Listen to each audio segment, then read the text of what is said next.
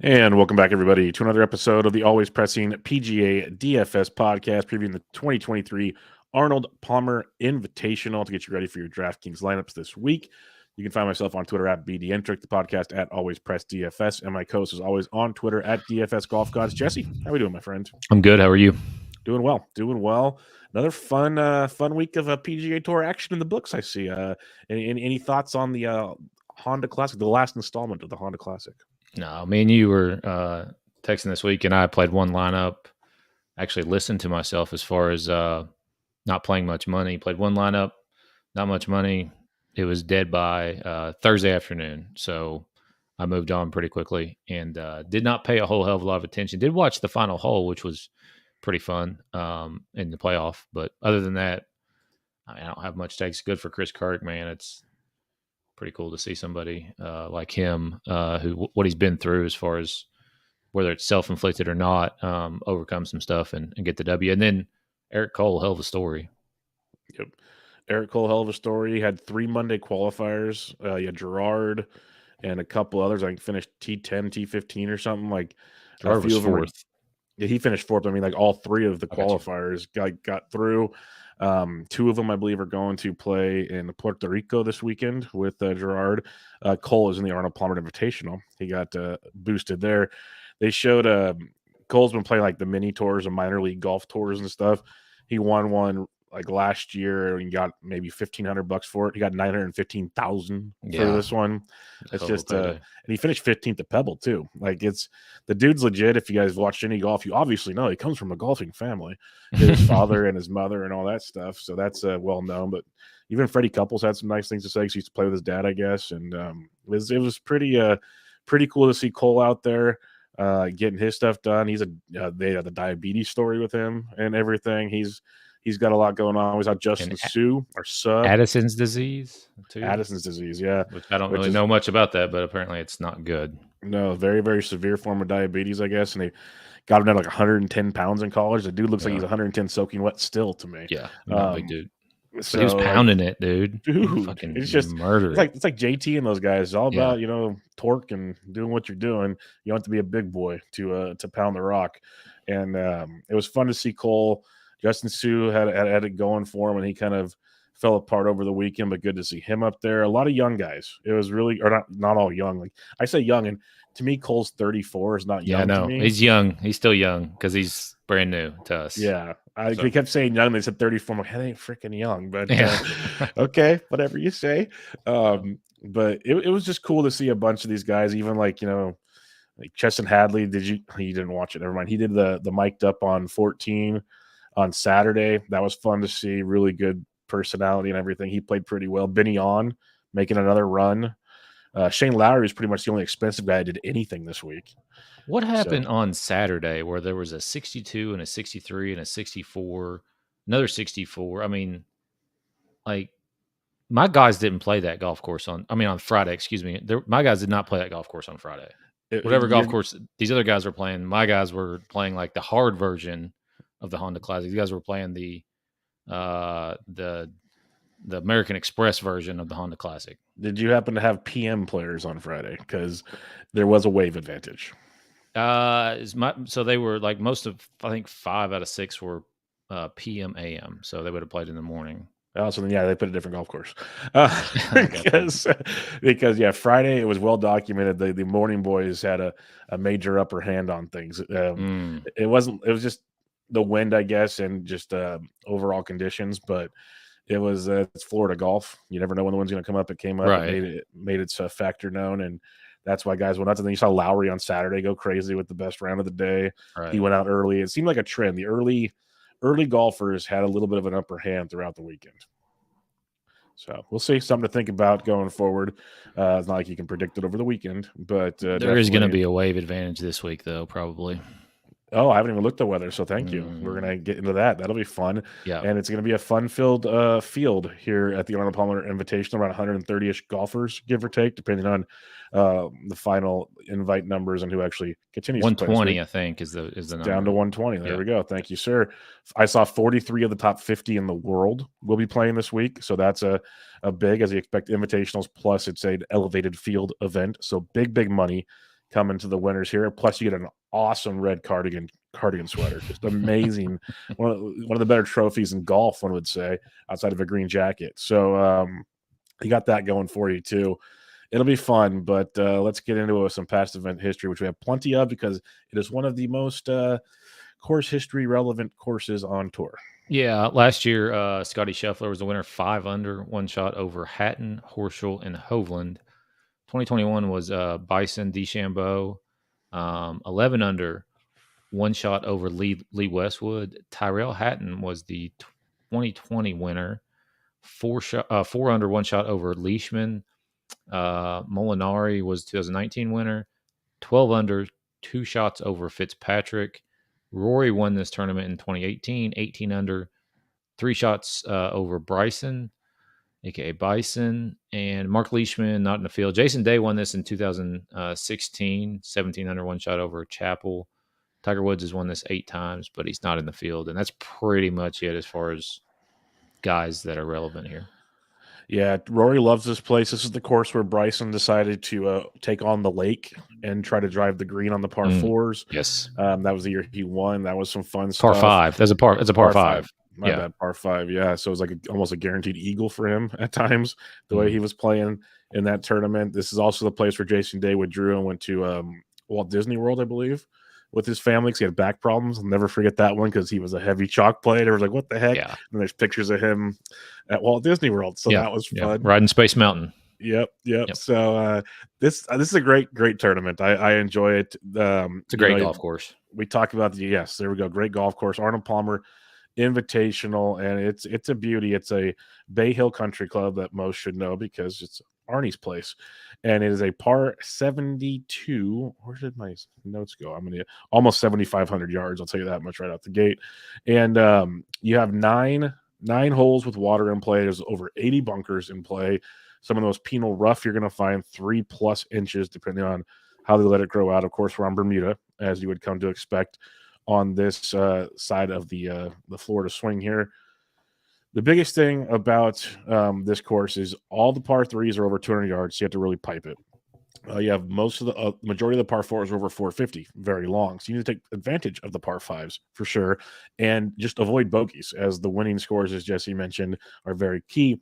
You also want to be in the fairway because the rough is so penal. Like if you watch the Honda Classic, very challenging golf course, but they had a couple cuts of rough where you weren't in like massive trouble unless you really got in the thick of it, where it's just thick at API at Bay Hill. So a lot of guys will take less than driver to make sure they find the fairway, which leads to longer approach shots.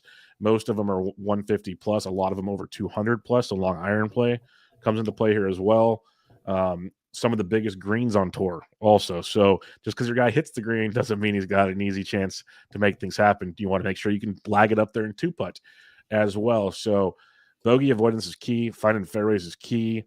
You can drive it far. Bryson proved that, but you better be darn accurate at the same time in doing so. That's why when you hear a bunch of the winners here, it's all different types of golfers. You have some guys that can hit it short, guys hit it long. Good long iron players usually fare well. Could be a more Akawa week. We'll see. Stuff along those lines. But it's going to be a fun golf course. Going to be it's also, I read, I think it was last year or the year before, the most or second most penalty shots in golf came at this golf course. So keep that in mind. There's less water than last week at Honda, but it comes into play a lot more often, it sounds like. So keep that in mind too.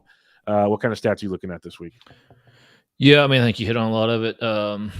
I think birdie or better is important. Scrambling matters around here too. It depends on a lot how the weather plays out as far as some of the stuff you're going to want to focus on. Like obviously last year 5 under is the winner, but the year before that 11 under wins and 19 under has won this in the past.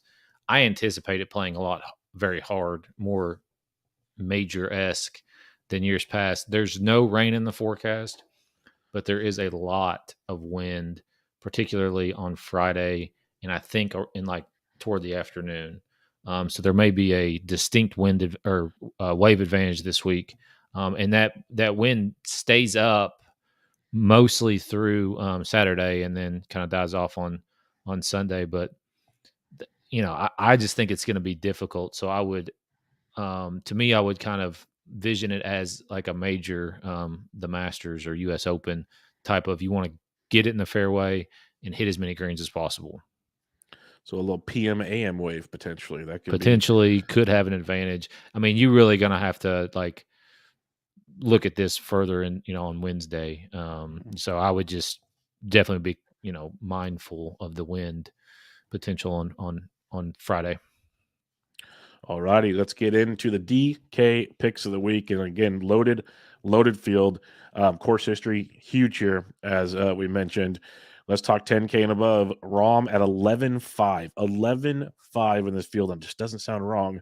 Scheffler at 10.9 and Rory at 10.6. It's it's crazy, but it's doable. What do you like up here? Yeah, I mean, obviously, Rahm, Rory, you can, or Scheffler, pick your poison. I just feel like most people don't play Scotty, and he's just still not getting the kind of, I guess, respect that he should get in the DFS space. And part of that is obviously because you can't play them all. You can't play all three. But my pick is just going to be Scheffler up top here, defending champion. He's playing well enough to win again, so I'll go with Scheffler. Yeah, defending champion, T12 with the Genesis, still very respectable score at that tournament. Rahm, first, third, seventh, first, his last 4 events. We know it just goes insane. On and on and on. Yeah. Just even just over his last 5 events, he's gained 56 strokes gained tee to green. It's ridiculous. It is. Yeah, Scheffler. Then you got Rory, who 29th and 32nd his last 2. Is he stumbling? It wouldn't shock you if he won, though, because he loves this place. 13th, 10th, 5th, 6th, 1st his last 5 years here. So, yeah, you can't go wrong with any of them. I love your strategy behind Scheffler. Don't disagree with it at all. Like, take the lowest owned in this range. But all very, very much in play. Could be a week to skip the top 10 because you got so many great players, the 10K range, I mean. But, yeah, I'll go with you on Scotty on this one just to play, the leverage game potentially. The only thing that kind of stands out on this is if you look at proximity over 200 yards, he's 100th in this field, which is kind of surprising from Scheffler. So, and from 175 to 200, he's 94th. So his longer iron play has been a bit suspect of late. Remember, he did dominate at Phoenix, which is not a long iron course. So a little something to think about, but he's also first in bogey avoidance. So take that with a grain of salt too. He can at least scramble his butt off and get there for you. So we'll see. But I'm with you on Scotty. 9K range, you got Homa at 97, JT at 96, Morikawa 95, Willie Z 94, Finau 93, Xander 92, Cantlay 91, and Big Vic at 9,000. What do you got here? I mean, Homa, obviously. It's a pro Homa pod, which I feel like everybody anymore is pro Homa. I don't know anybody who doesn't like him. Yeah. But in his last 3 events, 2nd, 39th, 1st. If you go back to the tournament champions, he finished 3rd there. And at this course, at this event, he's made the cut 3 times: 17th, 10th, 24th. I feel like it might be. I feel like Zalatoris might be there come Sunday. I mean, you expect a similar type of deal with the Genesis Open where the leaderboard is stacked come Sunday, but I think this is a more of a Will Zalatoris type of place, especially if it plays hard, the wind kicks up, and basically par is a good score. I really like Will Zalatoris. He's played here twice, finished 38th and 10th, and is coming off a 4th place finish at the Genesis after a little bit of an injury bug there. And at 9,200, Xander finished 24th here in 2020, which is his only start. But when you think ball striking, you think Xander and Colin. I'm just going to go with Xander in this situation. And then Hovland, obviously, the course history is there. Finished 2nd here last year. 4 for 4 made cuts. 2nd is by far his best finish, and coming off a 20th place finish at the Genesis. So, again, I don't think you can go wrong with anybody in this range, but I'm not going to pick them all. So that's where I'm going to be focusing on for lineup construction. Yep, we're in the same spot here. I got Homa, 100%. Pretty much will have him every week, as you mentioned. I got Willie Z. He's 11th in my model. Just like you said, striping it well. That finish of the Genesis made me feel a lot better about his back situation, so that's very good. Love Hovland at 9,000, 13th in my model. You mentioned his course history here is great. 20th, 42nd, 13th his last 3 PGA Tour events. The other guy I will mention, though, is Colin Morikawa. He's 5th in my model. He's 4th in approach, 5th in par 5 scoring, 7th in 200 plus, 5th in 175 to 200, 8th in 150 to 175, and 2nd in good drives. All the things you're kind of looking for in this field. We look at past event history. He finished 9th here in 2020, and in his debut in 18, finished 64th. And you mentioned that recent finish as well, 6th at the Genesis, miscut at Phoenix, 3rd at the Farmers. So in 2 of the tougher tracks, he's played very, very well, and he always seems to hang around with that iron play. So it's all about the short game for him. If he can scramble, that's where his bugaboo is. And if he can figure that out, I think Morikawa is a very, very intriguing play here. So at $9,500, I like him as well compared with the other guys you mentioned. 8K, Sungjae at 89, Fitzpatrick, Young, Jordan Spieth, Jason Days at 85, Tom Kim at 84, Hatton 83, Matsuyama 82, Burns 81, Mitchell 8,000. I know it's like a major field, so some guys are going to be priced a little wrong. There's a few of them here, it feels like. Yeah, I feel like I feel like the pricing is pretty good this week. There's could have been some differences, and I wish they would kind of go back to the old pricing where they had guys below 6,000 as well. Way back in the day, just to make things different and more interesting. But Sungjae up top, 8,900, 4 made cuts here, has 2 third-place finishes at this event, and he was 40% owned last week. We didn't even mention that. Yeah, 40% owned. Finished 42nd. Did you? I don't know if you noticed because he blocked. Do you see Billy Ho struggled again this week? I'm going to talk about Billy Ho before too long. Yeah. Good. Cameron Young, 8,700, 13th here last year. Kind of flying a little bit under the radar again this year. Obviously, had a great rookie campaign, and is starting to find a little bit more form. I feel like 20th at the Genesis there. Jason Day. Course history is pretty good. He missed a cut in 2020, but besides that, he finished 31st, 22nd, 23rd, 1st, 17th, 45th since 2013. So it's pretty good. And 3 straight top 10s. How chalky is he going to be? I'd imagine pretty, but you never know in a field like this. I know I love Jason Day this week, so we'll see. I will also. I hope he's like 20% owned, and I think it'll be in the 20s. I think nobody plays Hatton, because Hatton. So he won here in 2020, but he also hasn't missed a cut at all since 2017 at this event. Has a 2nd place last year, 4th place in 2017. It just fits him. And it had a really strong showing at the Phoenix Open, finished 6th, 40th at the Genesis, and people generally don't play him. And last but not least, Keith Mitchell, 4 made cuts here. There's a lot of good course history in this range, man. Big time. Coming off 5th place at the Genesis, 4th at the AT&T Pebble Beach a couple weeks ago. So I mean, there's quite a lot to like in this 8K range, and good course history mixed in with good form should make it very interesting. Maybe spread some of that ownership out a little bit. Yep, could spread it out, could make for a nice balanced build. I love Sungjae again on these Florida courses. I know he struggled a bit last week, as you mentioned, finishing 42nd. But you would too if you were 40% owned. Yeah, exactly. So we'll go back to that with this form 2021st third at this tournament. I like him. The one of them you did not mention, and it's because his current form is a little rough here. We're going to talk miscut, 29th miscut his last 3 events. But if you want to talk course history, 9th, 10th, 9th, 2nd his last 4 years. That's Matty Fitzpatrick at $800. Course history is amazing. I know he's got some injury issues, took last week off. Just keep an eye on reports if he's even close to being healthy. I love him at $8,800 at this joint, especially if it's windy. When have we seen Matt Fitzpatrick dominate courses and be in the running like the Open Championship and things like that? Like the U.S. Open that he won. Yeah, the U.S. Open. He loves the win of the tough courses. So I think he's very interesting if he's healthy. That's a big if, of course, but he's in play. I like Jason Day at 85, as you mentioned. Hatton at 83, I love as well. Hopefully comes in low owned. Had Killer Keith at 8,002. The one other guy I will mention, though, another guy coming in kind of sketch form, a miscut at the Genesis, 29th, 9th at Farm, 20th at Phoenix, 9th at Farmers. Course history, the 20th, 18th, 56th, 33rd, 40th. That's at least 5 straight cuts. And that's Hideki Matsuyama. That's a guy, when I think of longer iron play, Matsuyama is a guy I love to look at. He's been struggling with it, 106 in the field and 200 yards plus, but he's been great around the green. The other approach angles, he's been very, very good. Decent at bogey avoidance. I just think he's too cheap in this range. I know his current form isn't ideal, but he's a grinder is not the right word, but he's one of those guys. He's going to do it one week, and everyone's like, "Oh yeah, Hideki." Like that's just what he is. That's my thought. And as they keep lowering his price, I'm going to keep playing him, and no one plays him. So he's super, super cheap in this range. Like you could play Hatton, Hideki, and fits probably for all like sub 8% ownership or something, and have a Yeah, field I day this hope. week.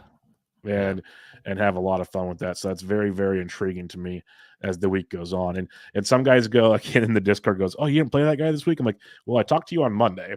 I checked ownership on Wednesday. Things obviously change as the week goes on. So keep with us on that one. That's why I say come join us on the Discord anytime you want to ask all the questions you want. I'm hanging around. 75 to 79, you got Lowry, Thigala, your boy, Billy Ho, Connors, Fowler, Kirk, Scott, Bradley, Rose, Clark, Kim, Hadwin, Fleetwood. Who do you like here? I started to tilt really hard about Billy Horschel last week because I like to play Billy Horschel because nobody wants to play Billy Horschel ever. He's just not a popular play ever. Blocks people on Twitter. Finished second here last year, and 42nd at the Honda Classic, where he shot 65.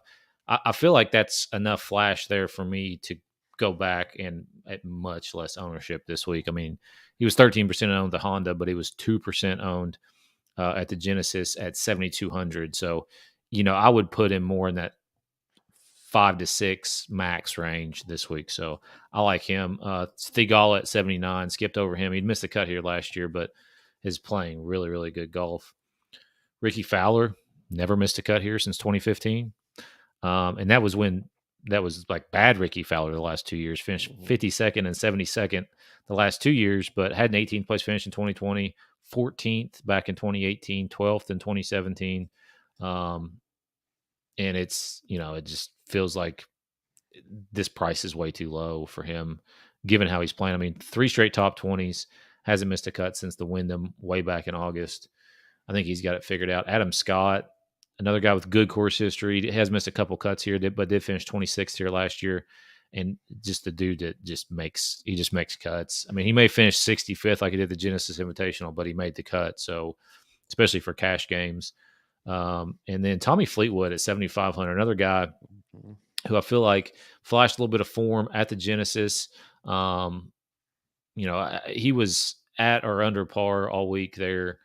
So I like that quite a bit. Win guy, obviously. And his course history is good. 20th, 10th, miscut third, 26th, 10th. It's pretty solid for somebody at $7,500. So this field is absolutely loaded, and it kind of reflects down here when we get into the 8 and 7K range, but there's a lot to like.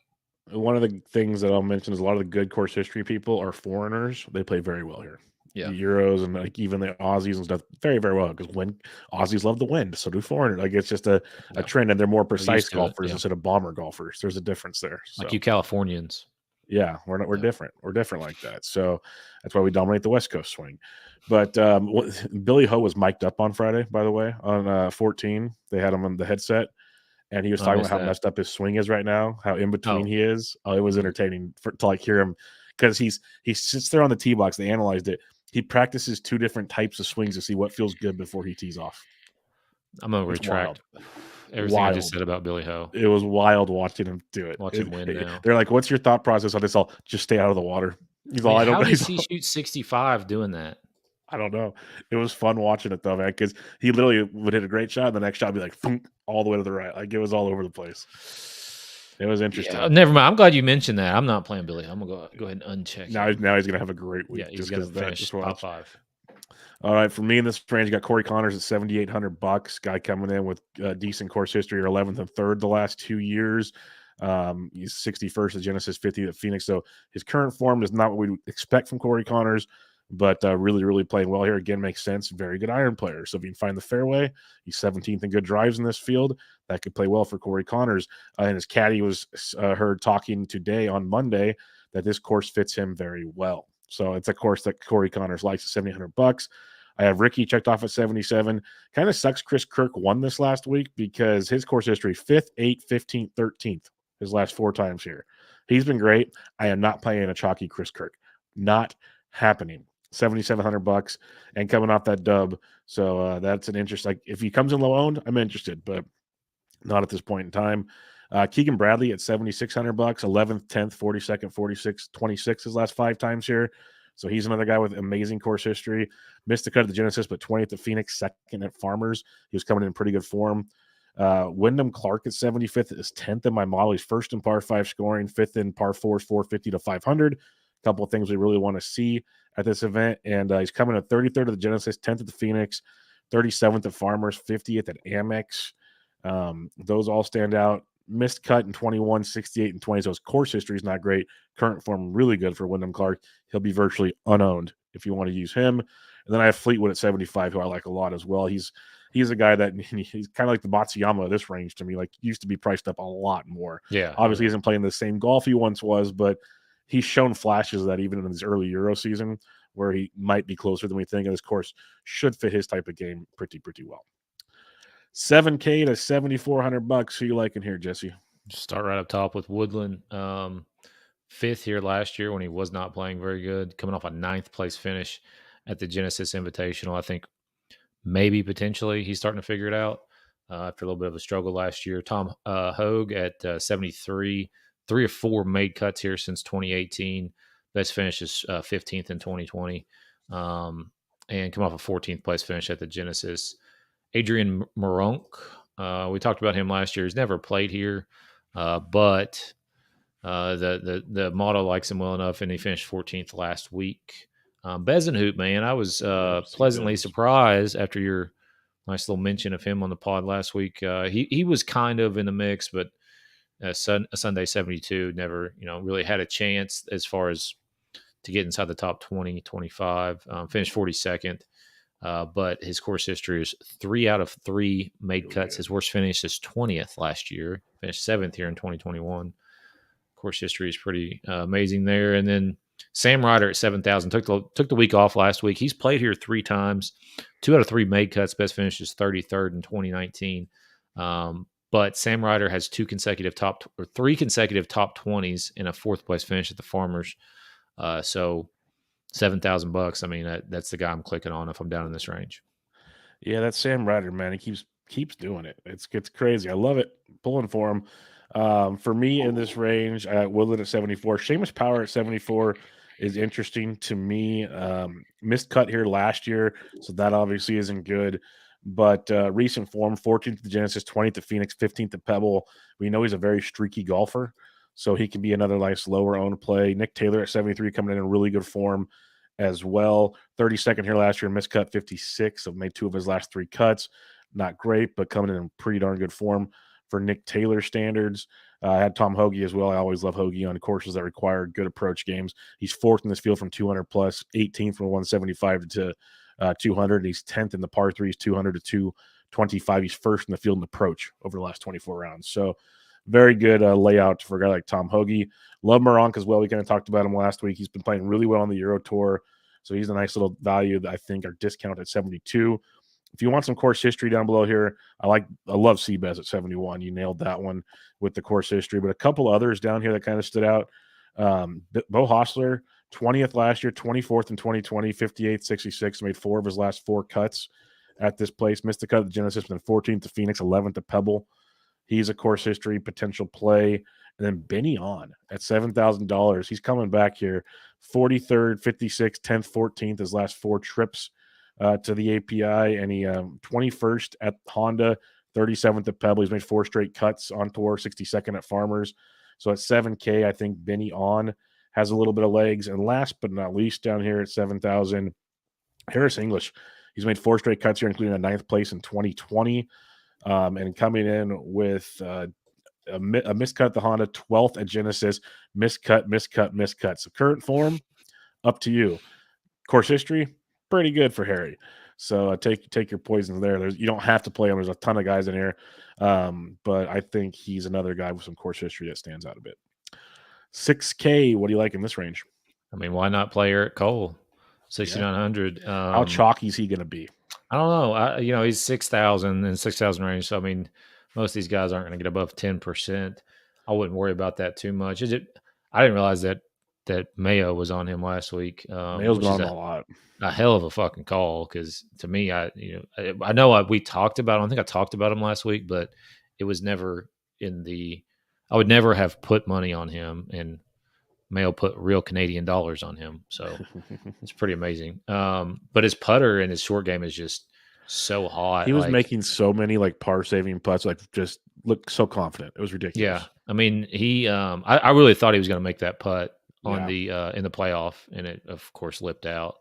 And that was probably my fault because I bet one of my friends that he was going to win versus Kirk. So solid mush by me there. But I mean, he's just getting the ball up and down from everywhere. So, if he's comfortable on the greens last week, should kind of translate this week, and hopefully just that keeps that hot putter going. Bramlett at 67, he was the first round leader, or at least a share of it, and ended up finishing 55th. Did not have a good Friday or Saturday round. But before that, 7th, 13th, in his 2 starts before that. So I would go back to him. And then Griot, 6,600. He's made 4 out of 5 cuts at this event. And his worst finish, when he does make the cut, is 26. He has a 7th place finish in 2017. I'm not usually a big Griot guy, but it could work potentially. I would rather have Bramlett or just not go in anywhere in this range because that's all I have in this range. I can't click on anybody else hardly. Couple guys I got looking at here is Taylor Pendrith, 42nd here last year. And he's coming in with the 42nd Honda. He's made 4 straight cuts, 57th at Phoenix, 7th at Pebble. He's where did he go? He's 37th in my model. I got Eric Cole. He's 38th in my model. Justin Suh just continues to make cuts. If you want to go there, he's first in good drives in this field. Eric Cole's 3rd in bogey avoidance, so that's something to go with as well. As we talked about, just make the cut, kid. I got Bramlett checked off. He's 11th in my model, 4th in par 3 scoring. And he's pretty good in everything in my model except putting, so that maybe that explains his problem last week. And then a couple others, if you want to look at, like Robbie Shelton rates out really well here. So does Ben Griffin. Not a lot of course history, though, when you talk about guys like that.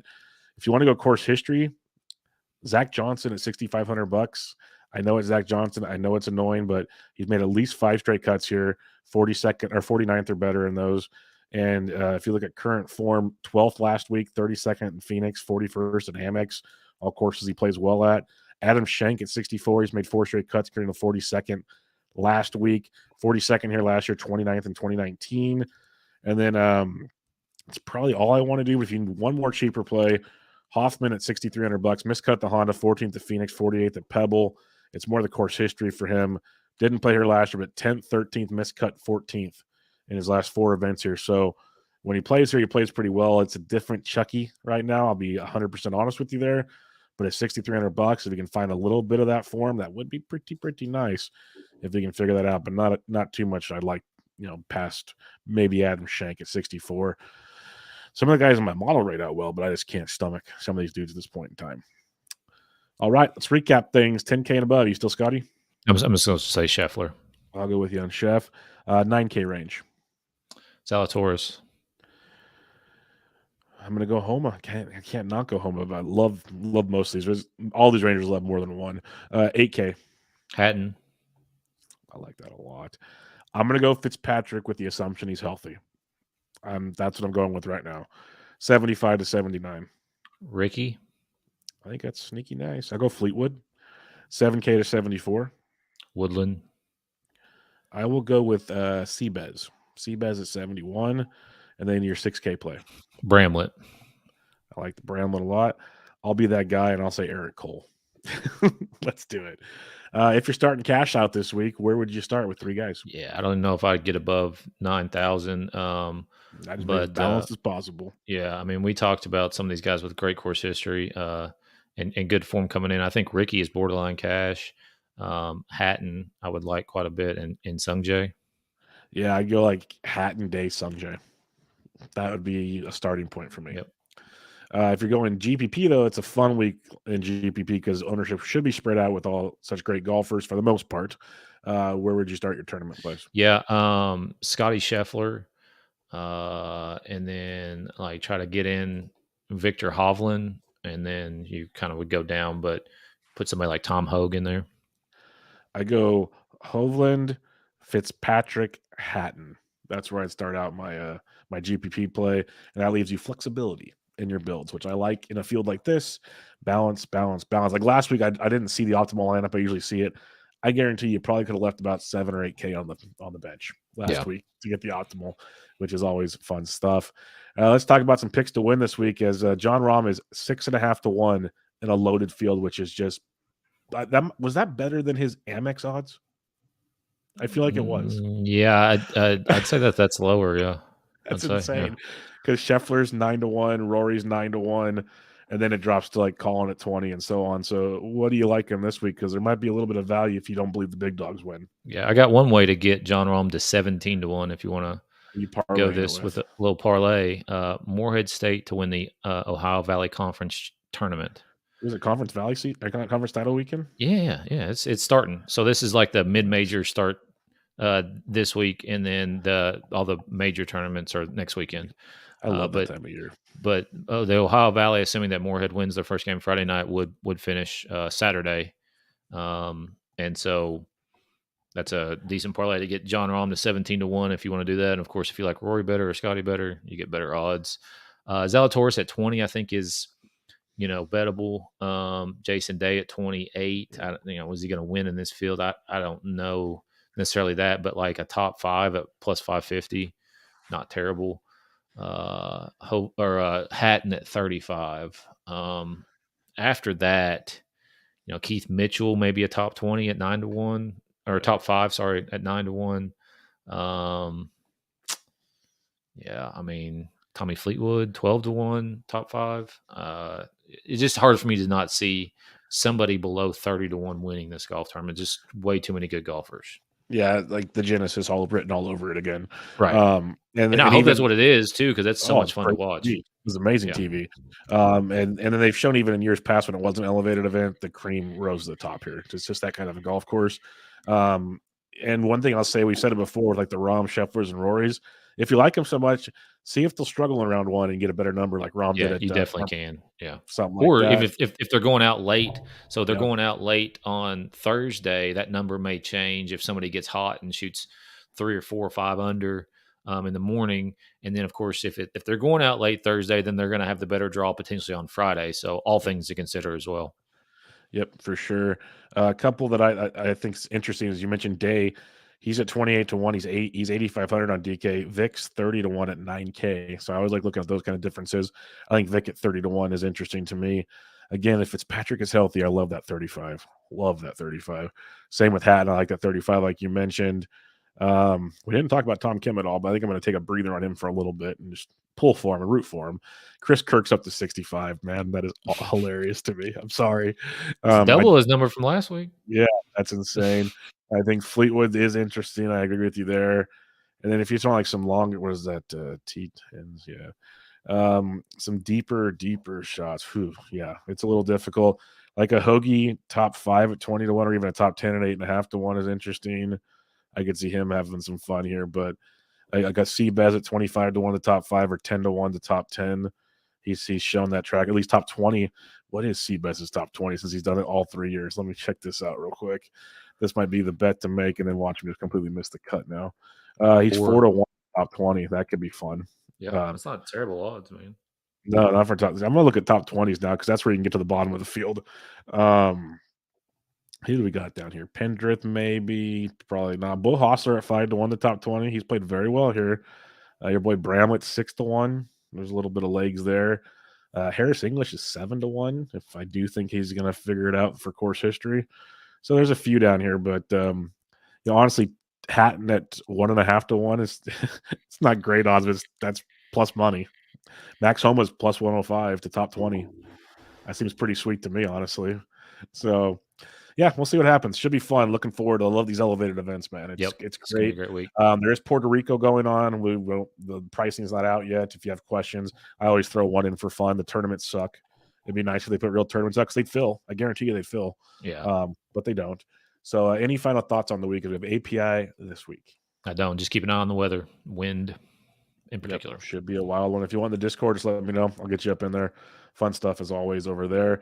But until next time, check out Jesse on Twitter at DFS Golf Gods, the podcast at Always Press DFS. I'm at BD Antrick, and this was your 2023 Arnold Palmer Invitational preview. Catch you all next time.